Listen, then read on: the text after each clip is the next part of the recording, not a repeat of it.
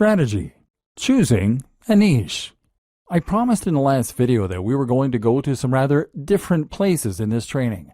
That's true, but before we get into the interesting stuff, I first want to cover something more basic: the process of choosing a niche and coming up with a brand.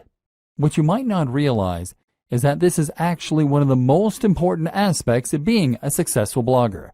Your fate is sealed as soon as you choose a brand, or fail to. So it's very important to give this the time and the attention that it deserves. Choose your niche. First, you're going to choose your niche. Entire trainings have been created on how to do this, but I'm going to simplify the matter for you incredibly by saying this: the niche you pick should be the subject that you are most passionate about. That is all there is to it. You might protest at this point and tell me that there's no money in knitting or Marvel Comics or Feng Shui. Whatever you're into, you've probably been taught that the big money is in health and fitness, or it is in finance. Get that idea out of your head and focus on writing what you know and love. This is so important because this is something you are going to be spending hours on every single day of your life for years to come. If you want to become a top blogger, remember we're not talking small hustles here, then you need to put in the time and you need to know the subject matter like the back of your hand. You're going to have to write this content yourself too, which is just one more reason that it needs to be something that you understand and that you love. What a lot of people do is to pick a niche that they are only somewhat interested in that they think can make them money. Then they hire a writer to fill it with content and they wait for their site to grow. This never works. It might make you some money, but you will not become a top blogger. Why? Because this strategy isn't going to bring anything new to the table and won't have your personality. Let's say you're writing about fitness. In order to be a top blog, you need to be contributing either the most comprehensive and accurate information out there so that you are a top resource, or you need to be contributing new ideas that no one else has come up with. You need to give your unique take on that matter and provide interesting insights and ways of looking at things that other people won't have considered. You need to do this in your own voice, in a way that lets people know what you're about, and that makes people want to keep on coming back to your site. If you hire a writer, then even the best writer in the world is going to give you content that is generic. They won't use their own personal voice because they're ghostwriting, and they won't contribute completely new information. That's because they're writers, not experts in that niche. And even if they were experts in that niche, they wouldn't want to give ideas that were too new, too controversial, or too unique, because they'll assume that you want to sound like you. In other words, they can't put words in your mouth. Only by writing it yourself can you bring something new to the table. And you can only do that if it's a topic you really know and understand. And this is before we mention the fact that you have to love the subject enough to spend all that time on it without getting tired of it and moving on. How to hone in on a smaller niche.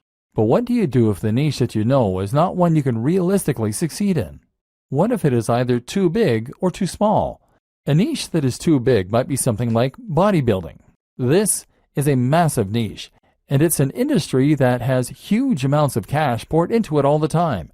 If you want to create a blog on bodybuilding, then you're going to be going up against some huge established brands. These will include the likes of bodybuilding.com. So the question you now have to ask is whether you really think you can compete with a site like bodybuilding.com that is spending thousands, if not millions of dollars on advertising every single day, and they will already have a massive audience of regular readers. How can you stand out against that competition? One solution is to narrow in and make your niche a little more focused. What's a subsection of the bodybuilding niche that you can make your own?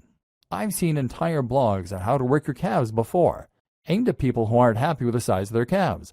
If that's all you're focusing on and that's where you're putting all of your energy, then you can compete with bodybuilding.com in just that one capacity. But a better example might be to focus on a specific demographic. That can mean fitness for the overweight, for the elderly, for women, for students, for moms, or for entrepreneurs. One of my favorite examples of a successful blog is Nerd Fitness. Nerd Fitness is a blog about fitness that is aimed at nerds. This carves out its own very specific section of a larger niche and allows it to compete with much bigger names. You can also make a niche bigger by combining it with other topics and other ideas. Nerd Fitness does this in a way because the concept allows the blogger to write about other topics too, in particular nerd culture. Then there are examples like The Art of Manliness. This is a blog that covers everything that the author considers to be manly, from health and fitness, to style, to how to smoke a cigar. It's a very broad concept, but also one that is entirely unique in its own way. This is something you can do if your niche is too narrow. If the thing you really want to write about is Sonic the Hedgehog, then that probably is too narrow a niche to make money from on its own. So why not branch out a little bit by including other video games you like? Geekdom 101 is a YouTube personality who started out vlogging about Dragon Ball Z, but has expanded to include other films, TV, and games, and has that way built a far more monetizable brand. Likewise, if your passion is bonsai and you want to make that subject a little larger, then how about including some other things you're interested in that are related? Perhaps Japanese culture, horticulture, art, philosophy, painting. In this way, you are now starting to create a brand out of your niche, creating a very distinct topic and tone that helps you to carve out your own audience while writing about the things that really interest you. Route to market. The other thing you need to think about when you start coming up with the idea for your blog is your route to market. That means thinking about the ways in which you're going to market your blog. At first, your blog is not going to be highly monetized. You might be able to sell a product, but you'll need to build a big audience before you'll start shifting units. Likewise, AdSense and other display advertising won't earn you much at all until you start getting heavy traffic.